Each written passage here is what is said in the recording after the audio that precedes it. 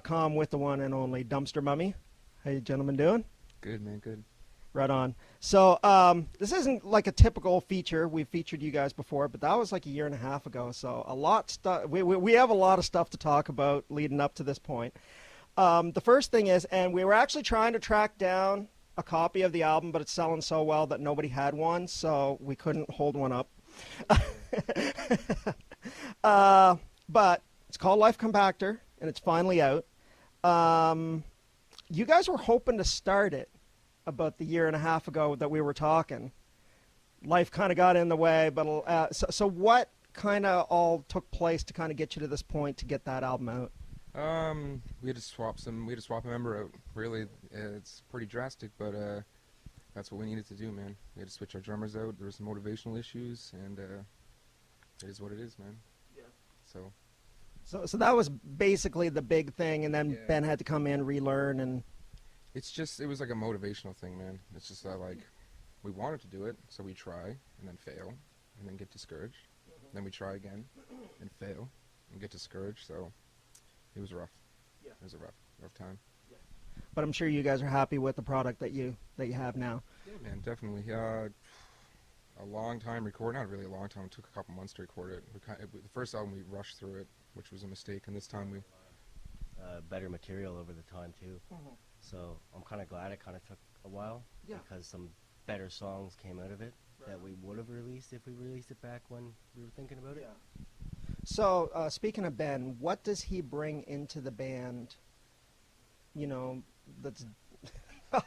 You guys are laughing, so like, you know, there's something coming to mind, you know. Well, it's like, man, when he first came here, we were so used to being such like a laid-back band. We kind of just jam whenever, but when Ben was here, we would be hanging out, and he would be like, man, let's jam, let's go jam. So it was always like, all right, well, let's go play music again. Let's run through the set for like the fourth time today. Yeah. But it was a brand new motivation. Like, it just, as soon as he came in, I was like, man, this dude, we clicked and we got along so well. So just for me, it just inspired me to just create a whole new thing for Dumpster Mummy, really. So for you, how is drumming in Dumpster Mummy different from when you were in the Convicted? A lot more change-offs. It's not something I can really... When I had to learn it, I had to really sit there and play it over and over and be like, what even is this? This is just in the best way possible. But yeah, Convicted was a lot more straightforward, I guess. I mean, I definitely had to put a lot more time and effort into learning Mummy riffs. Yeah. It is definitely, I mean, you guys are the most unique metal band I've ever heard, you know, especially locally, but, you know, I think that you guys, what you do is just awesome. So, now, right after Ben joined, there was kind of alluded to online that you guys were going to start from scratch and, you know, basically start all over. Now, in the end, songs like Giant Clock, Greenwell ended up on the album. Mm-hmm. So, what was the change there? Did you find that he just brought a new energy to those songs, or you guys just liked them so much, or a little bit of both? It's kind of like we're over them, we're done playing them, but I mean, that's just really what happens. You play the song enough, you just get bored of it. But they're kind of like fan favorites. People would be like, play this song, and people would like sing the lyrics or whatever, and we'd be like, wow, maybe we should probably just keep playing the song a little bit. But he made some adjustments. We let him kind of... They're still semi-fresh to me, so I'm still having fun with them. Yeah. These guys are getting tired of him. Seeing him play Giant Clock and how fun he has playing Giant Clock, and I'm like, man, maybe we should just play it a little bit longer. He adds such a whole new, not to discredit Sean or anything, but like he honestly adds like a whole nother element to our band. It's amazing. Speaking of things that you guys used to do, are you guys still doing any Dumpster TV episodes, or? Man, we did Dumpster TV 9, and then we figured we wanted to do something kind of big, but not really big, something for Dumpster TV 10, right? So we were going to make a little making of recording, small little documentary or whatever. So, but really, man, when Sean left the band, all of like the spontaneous humor kind of left too. Unfortunately. Sean inspired us to do a lot of silly stuff, goofy things that we probably wouldn't do without Sean. You know what I mean? It's still kind of like that, but it's completely different. Like, it just feels different now. You know what I mean? So we kind of don't do as much silly things we used to. Right. do silly things, but they're just not documented as often. If we can be honest. In our own little way. Okay. Now, some cool things that happened. Well, Mettalworx was kind of in there too. But the Coast Awards. You guys scored pretty good on that for Best Band to Turn Up Loud, as well as you guys got silver for Best Metal Band. Now, that's pretty hefty competition when you're sandwiched in between Blackmore and Orchid's Curse, two amazing bands. You guys are also an amazing band, so you deserve to be in there. Were you guys shocked? Did you kind of know ahead of time? Did they let you know about any of that, or? Yeah, they emailed me about 2 or 3 weeks before and told us about the Best Loud to Turn Up or whatever. So keeping that down low was pretty funny. I had no idea about the second metal thing or whatever. So when I saw the Coast, same as like the last year when we got bronze, like my heart was pumping. I was like, man, this is awesome. But I mean, music's not about a competition. If people dig it and they vote, they dig it and vote. But I mean, Orchid's Curse, Blackmore, great bands, man. It's good company to be in there with. Yeah, man, they're great bands for sure. So. Well, I mean, it's not that we compete with each other as bands, but it is competitive. Like, you are always trying to compete for people to come to your show and stuff like that. So there is that friendly competition in there. It's never really the intention of it, though. No, exactly. But, you know, it happens. But, you know, if you like it, you like it, right?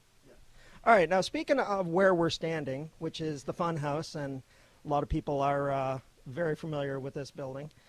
The final Fun House is coming up. Why is this going to be the final one? Take it away, Gilbert. Well, there's a couple things that are coming up in the not too distant future. One, unfortunately, the Funhouse is probably going to end up being sold off, probably to whoever is wanting to own this beautiful piece of property on Lake Charles.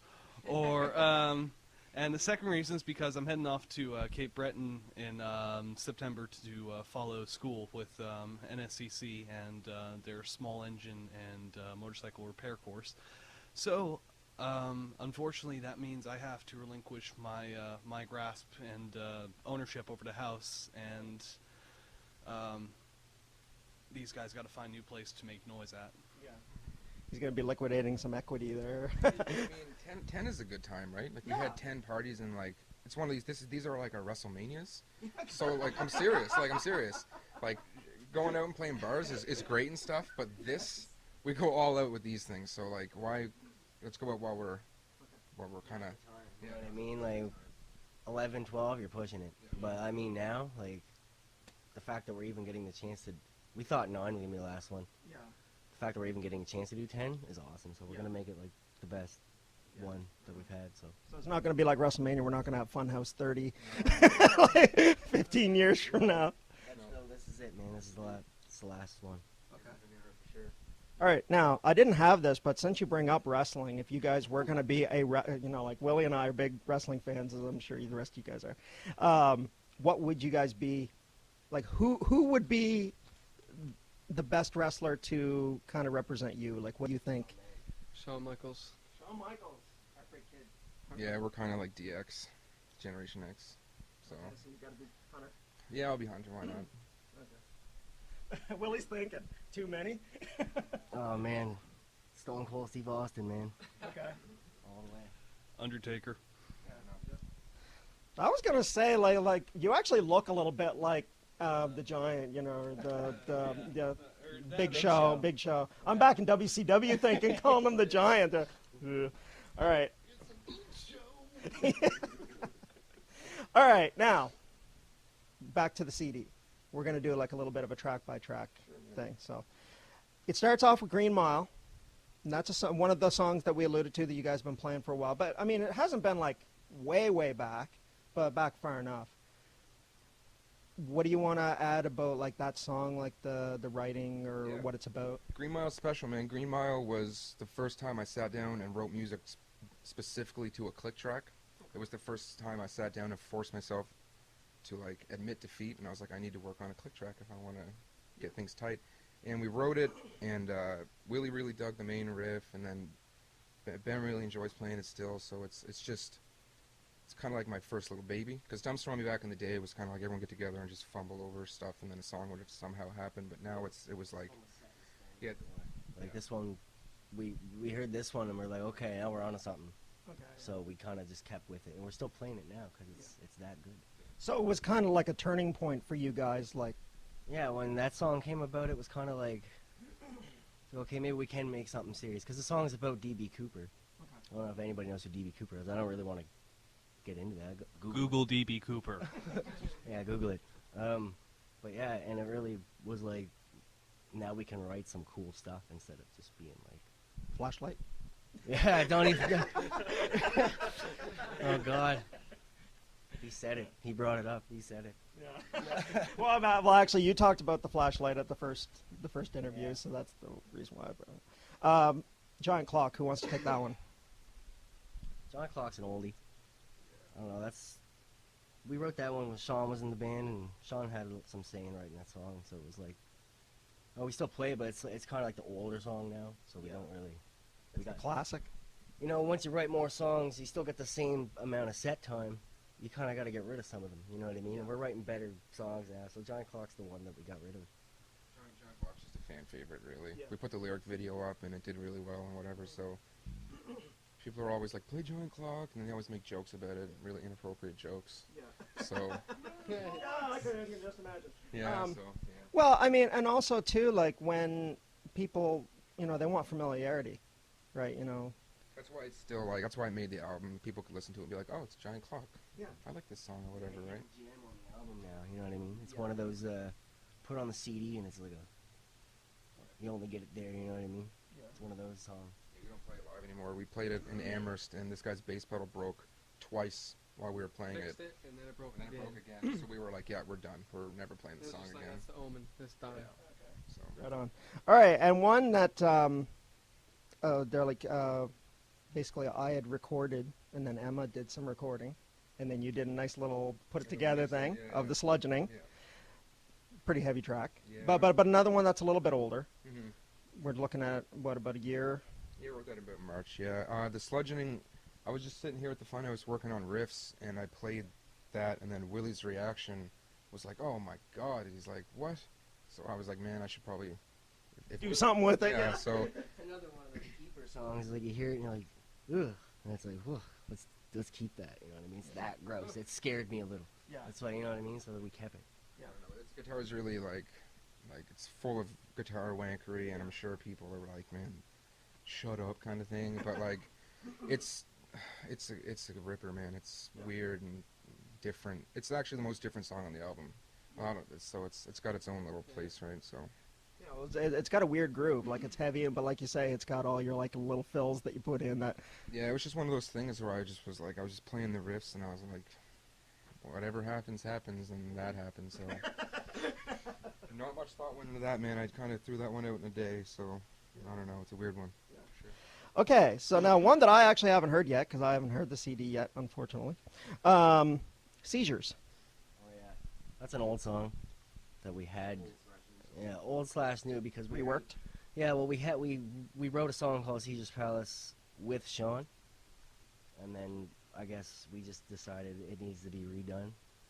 You know what I mean? Yeah, the song originally was 3.5 minutes, and we kept the first minute and a half, and then we rewrote 4 more minutes. It's like a long song, and it features Chester Long from Skata Ear to Ear. He came in and put the grossest thing I've ever heard on it. It's amazing. It's disgusting. It's violent. Vocally or bass-wise? Vocally, yeah. It's like a double vocal back and forth, like me and him. We go back and forth with it. It's really. it's probably, in my opinion, it's one of the best on the album. It turned out that well, man. Yeah, Chester killed it. But I mean, that was cool that you guys were able to like say, listen, there's at least enough of this that we want to keep, rework it. Because I mean, a lot of people kind of get stubborn with their stuff. Nope, it's written. No, Get rid of it. It was one of those songs that like we weren't sure of the ending, so we kind of wrote the ending like the day of the show. Just kind of gave like a temp ending, and then we just got sidetracked with other stuff and never finished it. So we had this cool song up to a certain point, and then it was like throwaway, right? Yeah. So the new guy came in, threw the inspiration down, and then we were like, you know what? Whatever. Now, what's the next one? Reduce, reuse. Recycle. Reduce Reuse is just an interlude on the album. It's just one of those gems on the album. So So it is recycle. Recycle. That is one that I am familiar with. Recycle's the song that Reduce Reuse leads up to. Okay. Yeah, Reduce Reuse is kind of like our unintentional little corn tribute. It's got all these cool little effects and stuff in it. But yeah, it's just a little 2-minute groove, instrumental, and it goes into Recycle, which was the second song I started writing with click track, so it has a special place. So actually using the click track is something that seems to be working for you at least a little bit, you know, to kind of, because that's kind of almost like your drum machine. You hear beep, beep, beep, beep, and then you do your... When I write a riff, I can I just sit down and I can just play these crappy drums until I kind of, maybe this will sound like this or whatever, right? So I couldn't do that without a click track. I'd record and then I would sit there and I'm like, why can't I do this? So then I started getting the click track on the go, man, and it made everything better. It made recording better. It made us sound better live. It made writing music, everything about it made everything better. It was the best decision I've ever done. Okay, manufactured? Manufactured was a riff. I tried to write one song and it kept sounding too like something else. Okay. So we were trying to finish one song that never made the album, and then we ended up writing Manufactured somehow. So we were like, you know what, man, this is a really cool song. So One of my personal favorites off the CD too, because it's just a good song. It's just grooving the whole way. You know what I mean? Just punches you in the face the whole way through. You know? Okay, and how about White Death? White Death is another killer song. We have a lyric video for that on YouTube right now. It kind of, I think, since it's the last song on the album, like that last actual song, it kind of takes aspects of all the other songs, like all the speeds and transitions, and kind of throws it into one killer song. it's like a little mini compilation of the album. It's got like a little bit of everything in it. That's the first song that I actually had a chance to write with these guys. Like it was half done, I think, and then we finished it. So that was probably the first that I actually had to write to. Yeah. Okay, so I mean, There's a few other songs on the internet. There's like an intro, but like it's not really worth talking about. They're just kind of these musical little things. But yeah, there's 10 tracks. It's about 40 minutes long. So There might be a secret one on there if you can find it. There may or may not be a secret song on the album. You have to look for it yourself. Yeah, just take your album, play it backwards, speed it up, and then do it in negative. You should get the song then. if it's all in one piece. So anyways, pick up Live Compactor. I'm sure these guys have it splattered all over the city. Pick it up. Dumpster Mummy, Mettalworx.